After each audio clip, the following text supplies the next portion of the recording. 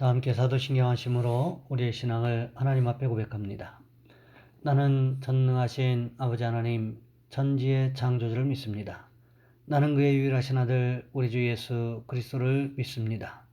그는 성령으로 잉태되어 동정녀 마리아에게서 나시고 본디오 빌라도에게 고난을 받아 십자가에 못 박혀 죽으시고 장사된 지 사흘 만에 죽은 자 가운데서 다시 살아나셨으며 하늘에 오르시어 전능하신 아버지 하나님 우편에 앉아 계시다가 거기로부터 살아있는 자와 죽은 자를 심판하러 오십니다.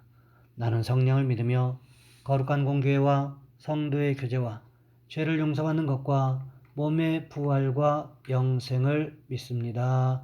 아멘. 찬송가 242장입니다. 황무지가 장미꽃같이 피는 것을 볼 때에 구속함에 노래 부르며 거룩한 길 다니리. 거기 거룩한 그 길에 검은 구름 없으니 낮과 같이 맑고 밝은 거룩한 길 다니리. 하나님의 아름다움과 그의 영광 볼 때에 모든 괴로움 잊어버리고 거룩한 길 다니리.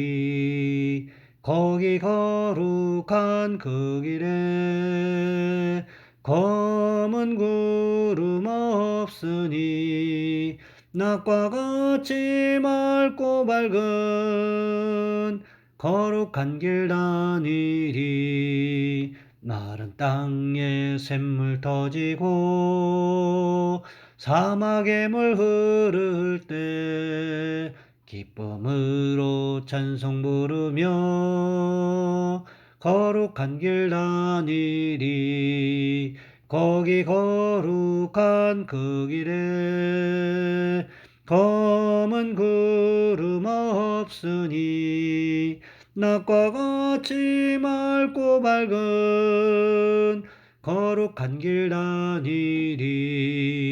거기 악한 짐승 없으니 두려울 것 없겠네. 평안함과 즐거움으로 거룩한 길 다니리.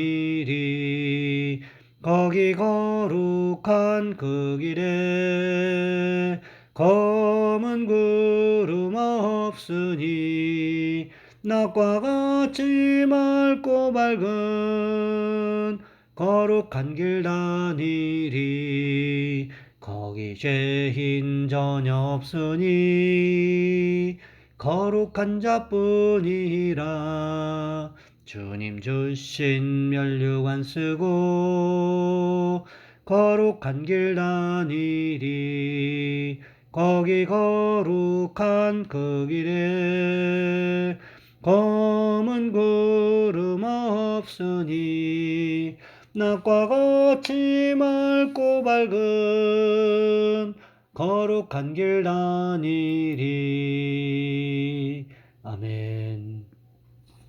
오늘 말씀 요한복음 20장에서 보겠습니다. 요한복음 20장 1절로 10절까지 말씀입니다. 제가 봉독해 드립니다. 안식 후 첫날 일찍이 아직 어두울 때에 막달라 마리아가 무덤에 와서 돌이 무덤에서 옮겨진 것을 보고 시몬 베드로와 예수께서 사랑하시던 그 다른 제자에게 달려가서 말하되 사람들이 주님을 무덤에서 가져다가 어디 두었는지 우리가 알지 못하겠다 하니 베드로와 그 다른 제자가 나가서 무덤으로 갈새 둘이 같이 다름질하더니 그 다른 제자가 베드로보다 더 빨리 달려가서 먼저 무덤에 이르러 구부려 세마포 놓인 것을 보았으나 들어가지는 아니하였더니 시몬 베드로는 따라와서 무덤에 들어가 보니 세마포가 놓였고 또 머리 쌌던 수건은 세마포와 함께 놓이지 않고 딴 곳에 쌌던 대로 놓여 있더라. 그때에 무덤에 먼저 갔던 그 다른 제자도 들어가 보고 믿더라. 그들은 성경에 그가 죽은 자 가운데서 다시 살아나야 하리라 하신 말씀을 아직 알지 못하더라. 이에 두 제자가 자기들의 집으로 돌아가니라. 아멘. 오늘 본문의 말씀을 가지고 약속하신 대로 이루시는 예수님이라는 제목으로 함께 말씀을 살펴보겠습니다. 성령 받고 나서 달라진 이병희 목사님 사모님 되시는 이숙 사모님께서 목사와 결혼한 죄밖에 없어요 라는 책을 쓰셨습니다. 가난한 농부 집안에 태어나서 정말 가난을 이겨내려고 몸부림쳤던 사람입니다. 이화여대 들어가서 공부하다가 채플 시간에 선교사님을 통해서 말씀을 듣고 예수를 믿게 됐는데 뭐가 끌렸느냐? 하나님이 부유하신 하나님 아버지시다. 야, 부자 아버지를 만나니까 나도 부자가 되겠구나. 그래서 예수님을 믿었는데 막상 미국에 유학 가려고 하니까 부자 아버지가 자기에게 모든 것을 마련해 준 게 아니에요. 선교사님을 찾아가서 상담하니까 이렇게 말씀하셨습니다. 구하라 그리하면 너에게 주실 것이요. 찾으라 그리하면 찾아낼 것이요. 문을 두드리라 그리하면 너에게 열릴 것이니. 마태복음 7장 7절의 말씀을 주시면서 하늘의 아버지가 희숙이의 아버지이시니 하나님께 구하세요. 이 말씀은 보증수표니 믿고 기도하면 미국 유학의 길이 열릴 줄 믿습니다. 선교사님의 말씀을 듣고 처음엔 야, 내가 속았구나, 속았어. 다 마련해 주신다더니 뭐 기도하면 주신다고? 하지만 원망과 불평을 거둬들이고 그것을 위해 간절히 기도하고 또 기도했더니 몇 개월 후에 응답이 되었습니다. 미국에 있는 선교사님의 아는 분이 연결해줘서 장학금을 받게 되었고 미국에서 약사를 공부하게 되었는데 미국에서 학사 석사를 공부하고 드디어 미국의 약국의 약사가 되었습니다. 혼기가 차서 배우자를 고르는 중에 인물도 잘났고 믿음도 좋다고 그래서 이병희 목사님과 결혼했는데 목사 사모가 무엇인지 교회를 잘 안 나가니까 잘 몰랐어요.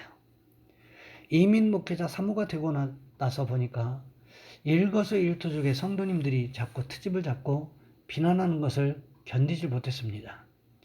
스트레스를 받다가 어느 날 목사님에게 하소연했답니다. 목사 때려치우고 내가 약국에서 돈 많이 벌어줄 테니까 우리 다른 일 해요. 그러던 어느 날 교회에서 부흥회가 열렸는데 거기에서 그만 성령을 받아버렸어요. 성령 받고 눈물 콧물 쏟으면서 자신의 고집과 교만을 깨뜨리고 자신에게 상처 주었던 성도들을 붙잡고 울고 기도하고 그러고 나서 교회를 열심히 섬길 때 교회가 폭발적으로 부흥했습니다. 사모님도 성령 받고 나서 신학 공부하고 목사님이 되었어요. 지금은 두 분이 같이 다니면서 세계 복음 선교회라는 단체를 통해 전 세계에 주의 복음을 전하고 있는데 은퇴하신 후에 더 바빠지셨다고 합니다. 스가랴서 4장 6절은 말씀합니다. 만군의 여호와께서 말씀하시되 이는 힘으로 되지 아니하며 능력으로 되지 아니하고 오직 나의 영으로 되느니라. 여러분 그렇습니다. 하나님은 말씀대로 역사하시는 분이십니다. 당신이 약속하신 말씀을 반드시 지키시는 분이시라는 거지요. 오늘 본문에서 보시기 바랍니다. 사람이 죽었다가 살아나는 것, 이것을 부활이라고 하는데 이런 현상이 우리 상식으로 일어날 수 있습니까? 예수님처럼 십자가에 못 박혀서 처참한 몰골로 모든 사람이 보는 앞에서 죽었는데 다시 살아날 수 있는 사람이 과연 있을까요? 그렇지 않다는 거지요.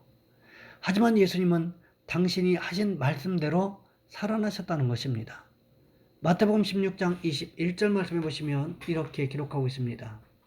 이때로부터 예수 그리스도께서 자기가 예루살렘에 올라가 장로들과 대제사장들과 서기관들에게 많은 고난을 받고 죽임을 당하고 제3일에 살아나야 할 것을 제자들에게 비로소 나타내시니. 요한복음 2장 19절 말씀해 보시면 이렇게 기록하고 있습니다. 예수께서 대답하여 이르시되 너희가 이 성전을 헐라 내가 사흘 동안에 일으키리라. 이 성전이 무엇이었습니까? 21절 말씀해 보시면 예수님은 성전된 자기 육체를 가리켜 말씀하셨다고 기록하고 있습니다. 그 다음 22절 말씀해 보시면 이렇게 기록하고 있습니다. 죽은 자 가운데서 살아나신 후에야 제자들이 이 말씀하신 것을 기억하고 성경과 예수께서 하신 말씀을 믿었더라. 무슨 말씀입니까? 예수님은 자신이 하셨던 말씀대로 살아났다는 것을 성경이 증거하고 있다는 것입니다. 예수님께서 자신이 평소에 사람들에게 하셨던 말씀, 제자들에게 가르쳤던 말씀, 하나님의 약속대로 살아나셨다고 성경은 분명하게 기록하고 있다는 것입니다. 예수님의 죽음에 대해서 요한복음 19장 33절과 34절 말씀에 보시면 이렇게 기록하고 있습니다.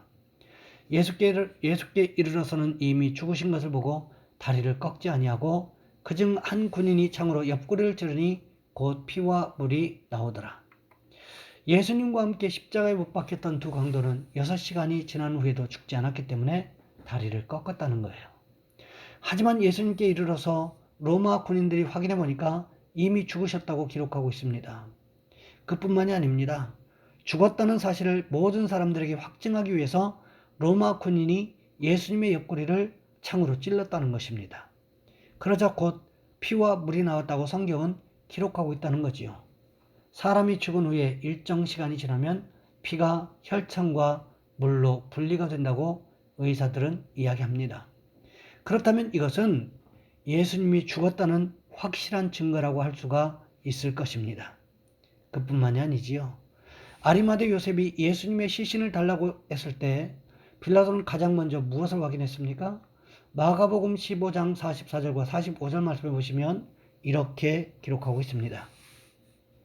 빌라도는 예수께서 벌써 죽었을까 하고 이상히 여겨 백부장을 불러 죽은 지가 오래냐 묻고 백부장에게 알아본 후에 요셉에게 시체를 내주는지라.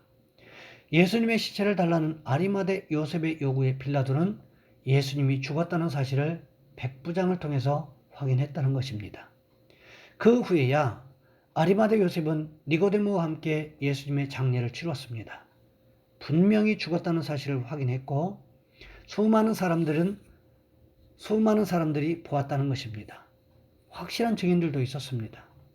그런데 오늘 본문에 보니까 예수님의 시신이 있어야 할 자리에 다른 것들은 다 있는데 오로지 예수님의 시신만 없었습니다. 예수님은 평상시에 제자들에게 무려 3번씩이나 죽음에서 부활하실 것을 가르치셨습니다. 사실 부활이라는 말 자체가 죽음을 전제해야만 가능한 이야기입니다. 예수님의 부활은 완벽한 죽음을 전제로 해야만 가능한 말씀이라는 거지요. 예수님께서 십자가에서 죽으실 때에 예수님께서 완전히 죽으셨다는 것을 증거해 줄 수많은 사람들이 있었습니다. 그뿐만이 아니었습니다. 예수님의 시신을 십자가에서 내릴 때 그리고 예수님의 시신을 무덤에 가져다가 안장할 때에 그 자리에 수많은 증인들이 있었습니다. 심지어는 대제사장들과 바리새인들이 빌라도에게 가서 무엇을 요구하고 있습니까? 마태복음 27장 63절과 64절 말씀해 보시면 이렇게 기록하고 있습니다. 주여, 저 속이던 자가 살아있을 때에 말하되 내가 사흘 후에 다시 살아나리라 한 것을 우리가 기억하노니 그러므로 명령하여 그 무덤을 사흘까지 굳게 지키게 하소서. 그의 제자들이 와서 시체를 도둑질하여 가고 백성에게 말하되 그가 죽은 자 가운데서 살아났다 하면 후의 속임이 전보다 더 클까 하나이다 하니. 예수님께서 사흘 후에 다시 살아나리라 한 것을 대제사장들과 바리새인들이 기억한다는 것입니다. 그렇기 때문에 예수님의 무덤을 사흘까지 굳게 지키게 해달라고 부탁하고 있는 것을 볼 수가 있습니다. 예수님이 완전히 죽었다는 사실에 대해서 이미 대제사장들과 바리새인들까지도 확인했다는 것을 의미한다는 것입니다. 그렇다면 오늘 본문 말씀에서 부활하신 예수님은 죽음에서 부활하셨다는 것을 증명해주고 있다는 거지요. 예수님께서는 살아계실 때 죽음에서 부활하실 것을 약속하셨습니다. 그런 예수님께서 약속하신 대로 죽음의 저주를 이기시고 죽음의 권세를 깨뜨리시고 부활하셨다는 것입니다. 그러기에 우리는 이 부활의 주님을 통하여 죽음의 권세를 이길 수가 있게 되었다는 것입니다. 바라기는 우리 모두가 주님과 같은 부활의 소망을 소유하는 축복이 있으시기를 주님의 이름으로 부탁을 드립니다. 이 시간 우리 한 목소리 함께 기도하겠습니다.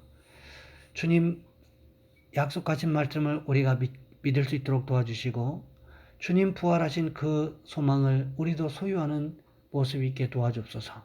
특별히 주일인데 예배를 통해서 하나님 예비하신 축복을 우리가 받아들일 수 있도록 도와주옵소서. 이 시간 우리 주 한번 간절히 부르신 후에 한 목소리 함께 기도합니다. 주여, 사랑의 하나님, 우리를 도와주시기를 원합니다.